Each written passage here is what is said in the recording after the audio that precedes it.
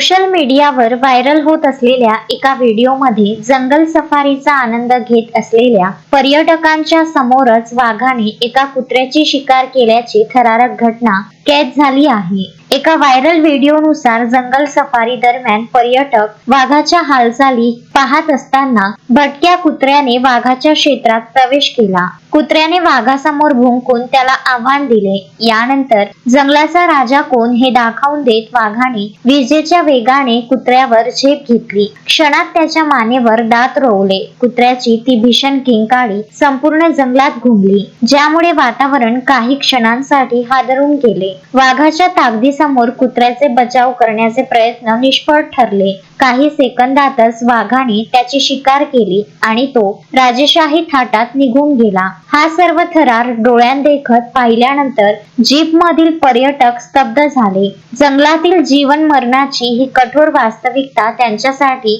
एक अविस्मरणीय आणि भयावह अनुभव ठरली। हा व्हिडिओ सध्या सोशल मीडियावर प्रचंड व्हायरल झाला असून त्यावर नेटिझन्सच्या विविध प्रतिक्रिया येत आहेत।